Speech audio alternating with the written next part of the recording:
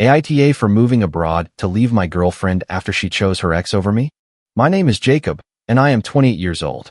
A little over a month ago, I ended a relationship that lasted about a year with my now ex-girlfriend, Haley, who is also 28.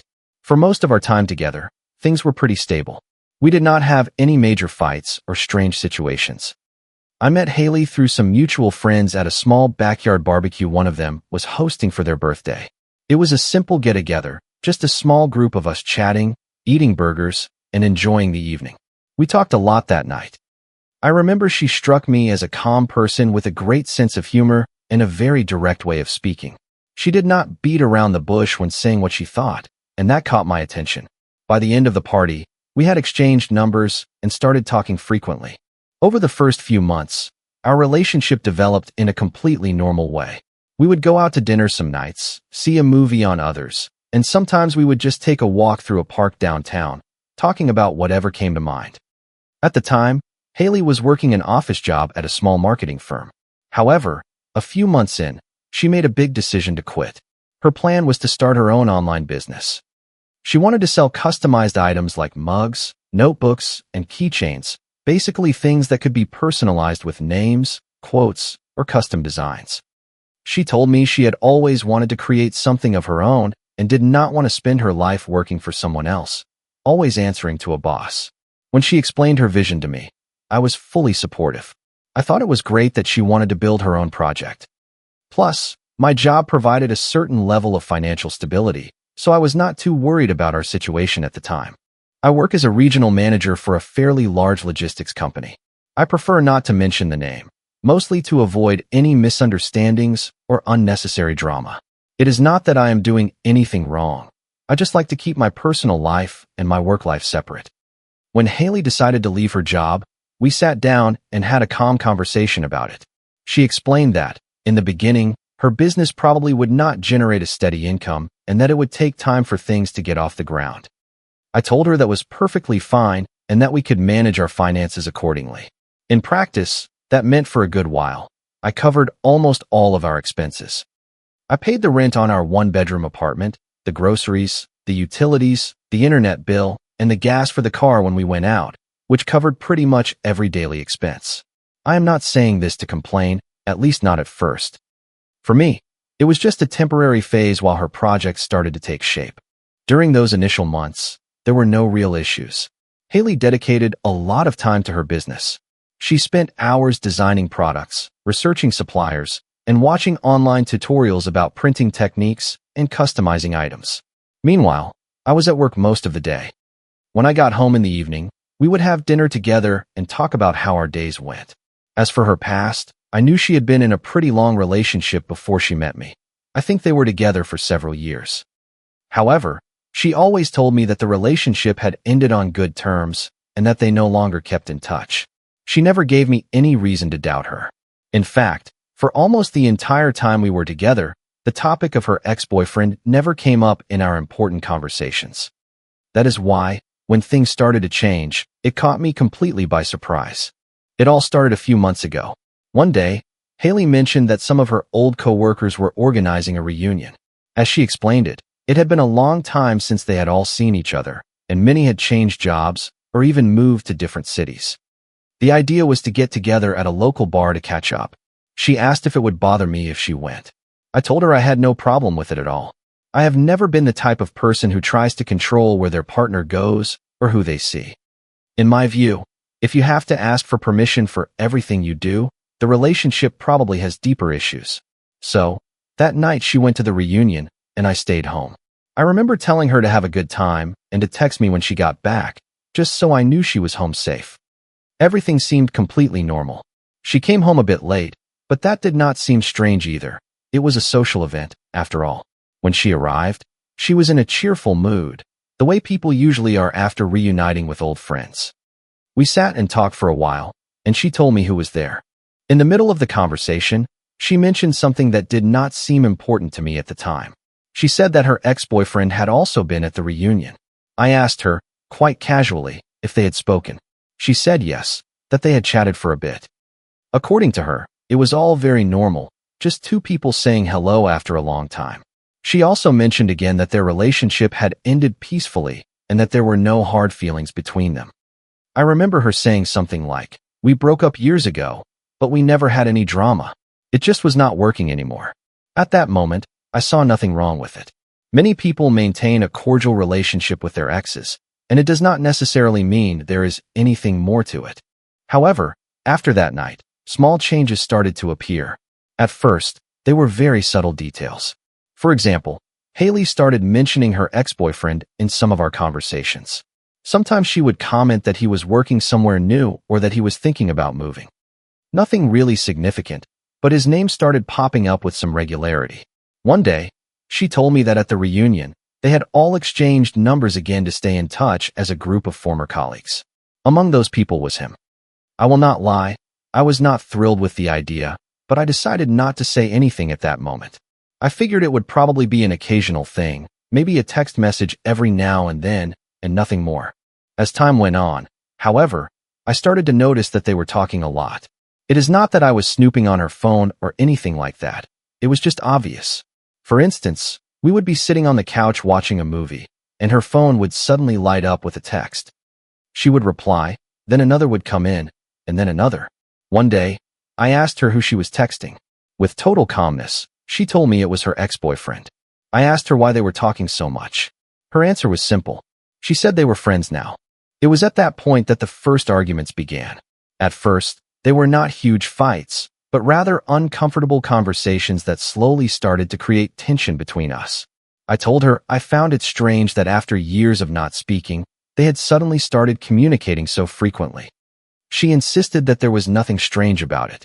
As she explained, they had simply run into each other at the reunion and, while reminiscing about their old workplace, had picked up their conversation like two old friends. But as the weeks passed, I started to feel increasingly uneasy. There was one moment in particular that I still remember very clearly. It was a Saturday morning, and Haley and I were at the supermarket doing our monthly grocery shopping. It was one of our usual routines, walking the aisles, filling the cart, and talking about what we needed at home. While we were looking at some products on a shelf, I suddenly heard someone call her name. When I turned to see who it was, I realized it was her ex-boyfriend. Before I could even react, Haley let go of the shopping cart and walked quickly toward him. The expression on her face surprised me. She looked entirely too excited to see him. She greeted him with a long hug, and they immediately started chatting very naturally, as if they were two people who had not seen each other in ages. The funny thing was, as she herself had told me, they had been texting constantly for weeks. I stood there by the cart for a few seconds, not really sure what to do. Finally, she called me over to introduce us. "Jacob, this is Brandon." We shook hands and had a brief, fairly superficial conversation. We talked about trivial things like the weather and work, the kind of topics you discuss out of politeness. After a few minutes, Brandon said he had to get on with his shopping and said goodbye. When we got back to our cart, I could not help but ask her why she had been so enthusiastic about seeing him. She replied that it was a completely normal reaction when you run into someone who was a part of your life for so many years. I told her that from my perspective, it seemed a bit over the top. She disagreed. That conversation ended up turning into a small argument. It was the first of several. From that day on, more situations started to arise that made me feel uncomfortable. None of them was a huge deal on its own, but when I put all the details together, the overall feeling was quite strange. At the same time, our financial situation at home was also beginning to create some pressure. Haley's business was not taking off as she had hoped. There were weeks when she managed to sell a few things, but for the most part, her income was very low or non-existent. That meant I was still paying for absolutely everything.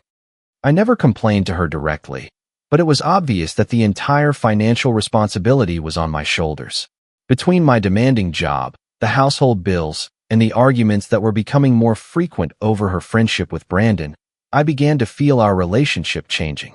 One night, I decided to address the issue more directly. I explained that the frequency with which she spoke to Brandon and some of the recent events were making me uncomfortable. Her response was very clear. She told me that he was just a friend, that their romantic relationship had ended years ago, and that if I had a problem with it, it was something I needed to work through on my own. Meanwhile, the conversations between them continued. There were times she would be typing on her phone with a smile on her face. When I would ask what was so funny, she would reply matter-of-factly that she was talking to Brandon, as if it were the most normal thing in the world. I tried to convince myself that maybe I was overreacting. After all, she constantly repeated that there was nothing going on between them, but that uneasy feeling just would not go away. The moment that truly changed everything happened on a Friday night. That day, I got home from work later than usual. It had been a really tough week at the office, and all I wanted was to have a quiet dinner and relax. When I walked into the apartment, I noticed something was different. Haley was getting dressed up. She was wearing an outfit that was much nicer than what she normally wore to stay home. She was also packing a small duffel bag. At first, I thought maybe she was going out with a friend, which did not seem strange. What caught my attention was that she had not mentioned anything to me beforehand. As I put my stuff down, I asked her calmly, "Are you heading out?" She replied without giving it much thought, "Yep." I walked to the kitchen and poured myself a glass of water before asking again, "Who are you going with?" That is when she said something that left me completely floored. With absolute nonchalance, she answered, "I am going to spend the weekend with my ex and some other friends." I remember standing there in silence for a few seconds. I expected her to add more details, as if maybe she had left out a crucial piece of information. But she kept talking as if she were describing a perfectly normal plan. "Brandon bought a cabin up in the mountains," she continued. "So we will probably be doing get-togethers there every weekend." At that moment, I genuinely did not know what to say. I was shocked by how directly she said it, as if it were an everyday occurrence. After a few seconds, I finally managed to reply, "You cannot be serious." She looked at me with a mix of surprise and a bit of impatience. "Why not?" I took a deep breath before answering. "Why are you telling me you are going to spend the entire weekend at a cabin with your ex-boyfriend?" She frowned slightly. "It will not just be him," she said. "Other friends are going too." I replied immediately, "That really does not change much." At that point, her attitude shifted. She zipped up the duffel bag and leaned against the counter. "Here we go again," she said with a tired sigh. "I have told you so many times that he and I are just friends." I felt the conversation falling into the same old pattern, but this time, the situation was different. "This is not the same as texting," I answered. "You are telling me you are going to spend the whole weekend in a cabin with him?" She crossed her arms. "If you are insecure, that is your problem." That phrase really got to me. "It is not about insecurity," I said. "It is about having boundaries." She let out a short laugh that sounded more like a scoff than genuine humor. "Boundaries," she repeated. "So now you are going to tell me who I can spend my time with." "I am not saying that," I replied. "What I am saying is that this whole situation is pretty strange." Right then, I saw her expression change. Her face went from annoyed to a clear mix of irritation and defiance. "So what? You do not trust me?" she asked. The question made me pause for a second. I did not answer right away because I wanted to choose my words carefully. Trusting someone does not mean you have to ignore something that makes you feel uncomfortable, I finally said. She shook her head, clearly disagreeing. "You are overreacting to everything." I tried to explain to her more calmly what I was thinking. "You are saying you are going to spend the weekend in a cabin where he will also be, basically sleeping a few feet away from you." She did not take long to reply. "You are really exaggerating." Then she added something that she clearly thought would reassure me. "I already told you that several friends are going too." I looked at her for a few seconds before answering. "And that is supposed to make me feel better." Her patience seemed to be wearing thin. "You are unbelievably insecure," she said with obvious annoyance. I tried to stay calm, though it was clear the conversation was escalating. "It is not about insecurity," I repeated. "It is about respect within a relationship." She sighed, visibly frustrated. "Whatever happened between Brandon and me ended years ago." Then she said something I honestly never expected to hear. "There is no physical attraction between us anymore." I stayed quiet, but she kept talking as if she were explaining something that, to her, was perfectly logical. "We know absolutely everything about each other," she added. Hearing that sentence made me feel quite uncomfortable, but what she said next surprised me even more. "He has seen me in my most vulnerable state countless times," she continued. "Way more times than you have." For a second, I thought I must have misheard her, but she did not stop there. "And I have seen him the same way," she added. That kind of curiosity just is not there anymore. At that moment, I genuinely did not know how to react. I never expected to hear something like that in the middle of an argument, not just because of what she was saying, but because of the casual way she said it. It was as if she were using that point to prove that there was nothing between them, but the effect was the exact opposite. All I felt was a mix of disbelief and frustration. "Did you really just say that like it is supposed to make me feel better?" I asked her. She just shrugged. "It is the truth." I was still trying to process what I had just heard. "That does not make the situation any better," I replied. At that moment, she grabbed the duffel bag that was on the counter. "I am not going to keep arguing about this." She walked toward the door while I stood there in the living room. Before leaving, she stopped for a moment, turned around, and said one last thing. "Use this weekend to think about your insecurity and your fragile masculinity." Then she opened the door and walked out of the apartment. The last thing I heard was the sound of the door clicking shut. For several minutes, I just stood there in the living room, completely still. I was not yelling or throwing things or making any kind of scene. I was just trying to understand what had just happened. The argument had been more intense than our previous ones, but what really stuck with me was the way she had handled the entire situation. She did not seem to see anything inappropriate about spending weekends at a cabin with her ex-boyfriend. Nor did she seem to understand why that might be uncomfortable for someone in a relationship. And to be honest, the things she had said during the argument did nothing to calm me down. I sat down on the couch and tried to organize my thoughts. I did not want to react impulsively, but it was also clear that something in our relationship had fundamentally changed. As I sat there, an idea began to form in my head. It was something that had been in the back of my mind for a while, but until that moment, I had never seriously considered it. Now, after what had just happened, it was starting to look like a very real possibility. That night, after Haley left, I stayed in the living room for a long time. I did not turn on the TV or do anything special. I just sat there thinking. I did not text her or call her. I knew any attempt to talk at that moment would only lead to another argument, so I decided to just let it be. I made myself a simple dinner, checked a couple of work emails, and eventually went to bed. To my surprise, I slept quite well. I do not know if it was because I was so tired or if my mind was just too exhausted to keep dwelling on it, but I fell asleep without much trouble. The next morning, I woke up early, as I usually do. It was Saturday, and normally it would have been a quiet day, but I had some work I wanted to get a head start on from home. While I was having breakfast, I saw I had a message from Haley. It was a rather long one. I opened it and started reading. It said, "I am here at the cabin, babe. We fought really badly before I left, and it hurts me so much that we said goodbye like that." I kept reading. "I want you to know that I love you and I value everything you do for me. I know this is hard to accept, but believe me, I am only here for my friends." I continued scrolling through the message. "I am not going to do anything wrong. I am different. I am not like other girls." The next part especially caught my attention. "I am not like those girls who cheat. I am unique. I am faithful to you and to our relationship." I kept reading. "This is just a test of our love, and we have to overcome it. We have to move forward together." Then came another sentence. "Believe me, in a month these trips will seem normal to you, and we will be laughing about our insecurities in the future." The message ended simply, "I love you." When I finished reading it, I stared at the screen for a few seconds. I did not reply. I put my phone aside and went on with my day. A few hours later, I had to stop by the office to review some documents. While I was there, I remembered something that had been on my mind for several weeks. Months ago, my boss had approached me with a proposal. The company was starting a major project, opening a new manufacturing plant in collaboration with a partner in China. It was a huge expansion, and they needed someone with experience to help coordinate everything from the ground up. For that reason, they had been evaluating several managers with a proven track record within the company. I was one of the candidates they were considering, not just because of my years of service, but because there was something on my resume that was uncommon. I spoke multiple languages.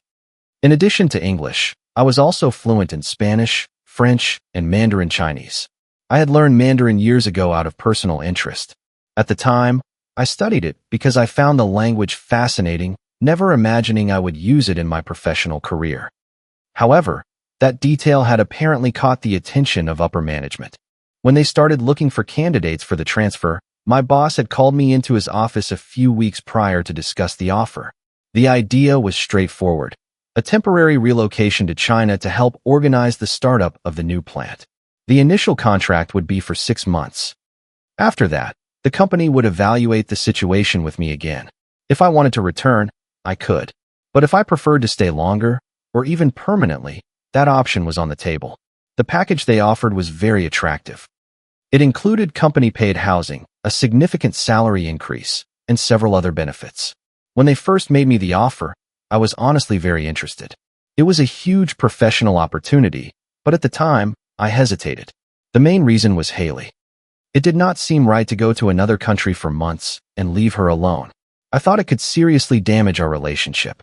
That is why I told my boss I needed time to think it over. He understood and said I could take a few weeks to give him a final answer. As I sat in my office that Saturday, I remembered that conversation perfectly. I also remembered that my boss had asked me not to take too long, because if I turned it down, they would have to find another manager for the position. I sat at my desk, thinking about everything that had happened in recent weeks, the constant arguments, the uncomfortable conversations, the plan to spend entire weekends at a cabin with her ex-boyfriend, and the message I had read that very morning. For the first time in a long while, I felt something very clearly. I was not willing to keep living in those kinds of situations. It simply was not the life I wanted for myself. I did not want to spend months arguing over things that, from my perspective, were basic boundaries in a relationship. That was the moment I made my decision. I got up from my chair, walked out of my office, and went down the hall to my boss's office. I knocked on the door. "Come in," I heard from inside. I opened it and walked in. "Good morning, sir," I said. He looked up from some documents he was reviewing. "Good morning, Jacob." I sat down in front of his desk. "I wanted to give you my answer regarding the transfer offer to China." My boss set his papers aside and looked at me attentively. "Good," he said. "What have you decided?" Then he added a few more details. "Remember, the housing will be covered by the company. The initial contract is for 6 months.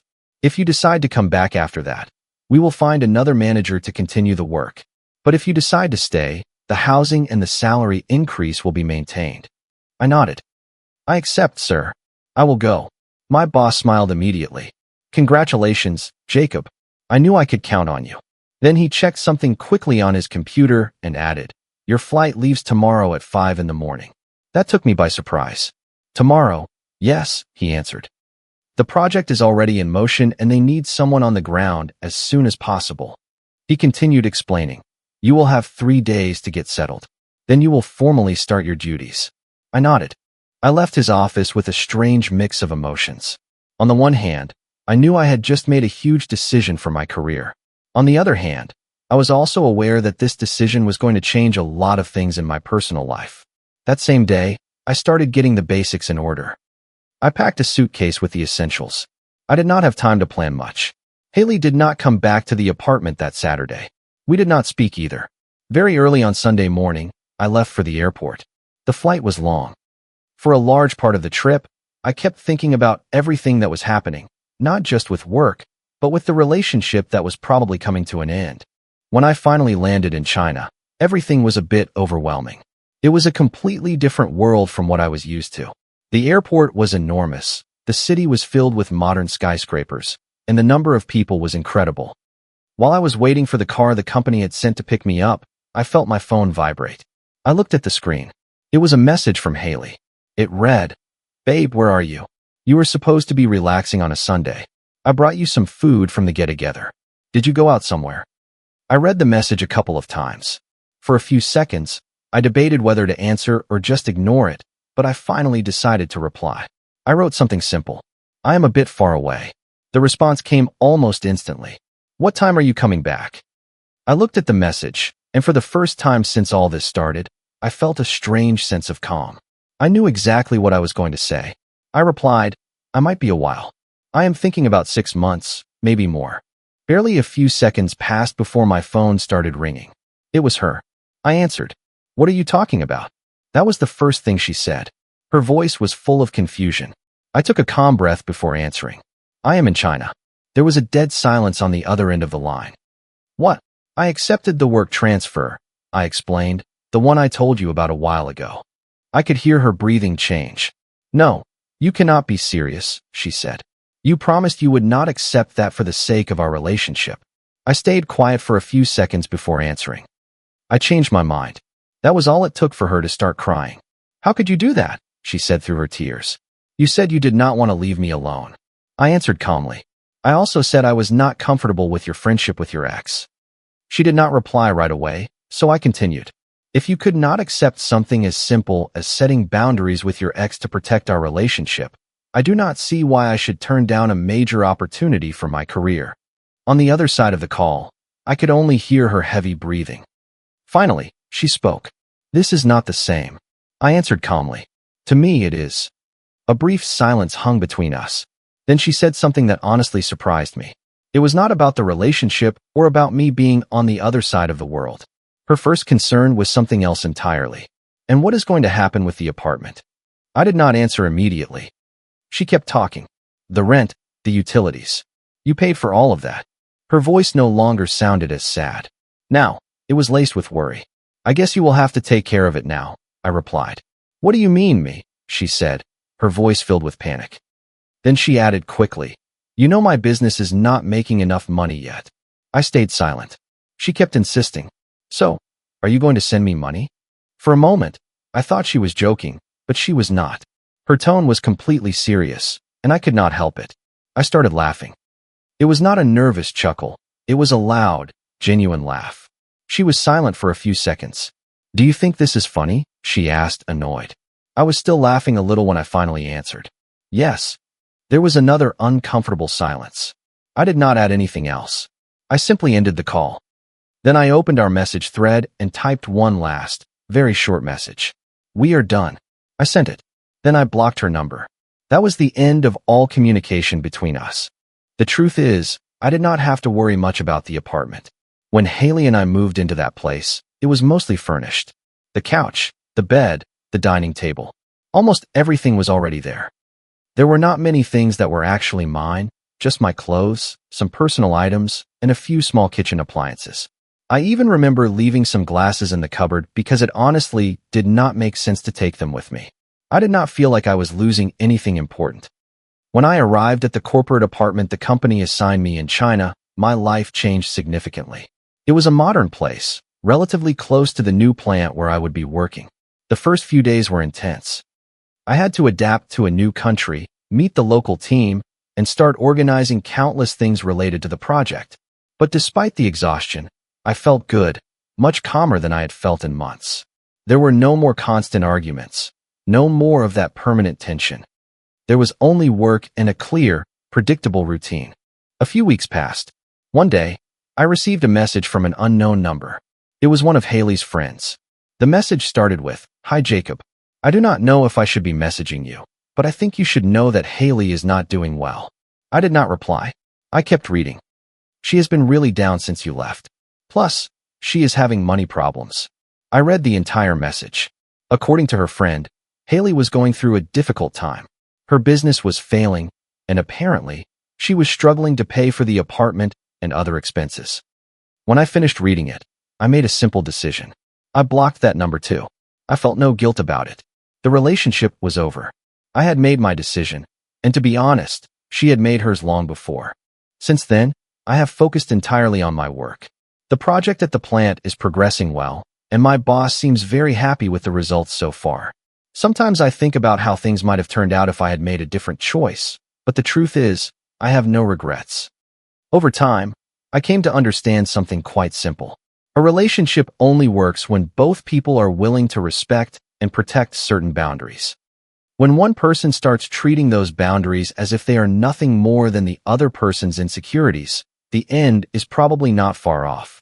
In my case, that end arrived the moment I stepped onto a plane headed for another continent. Comment. I want to take a moment to talk about something we all struggle with at some point. Sometimes, walking away is the most powerful act of self-care you can choose. Setting boundaries is never about controlling someone else. It is simply a way to protect your heart and maintain the respect you deserve. You might feel guilty for prioritizing your peace when others try to invalidate your feelings. Please remember that your emotions matter, and your peace of mind is truly priceless. Healing starts the moment you stop accepting less than what makes you feel safe and valued. I hope you always find the courage to step into spaces where your trust is fully honored. Thank you for spending your time with me today. I would love to read in the comments about how you choose to protect your energy and well-being. If you liked it, don't forget to leave a comment and support the channel by subscribing. See you in the upcoming stories.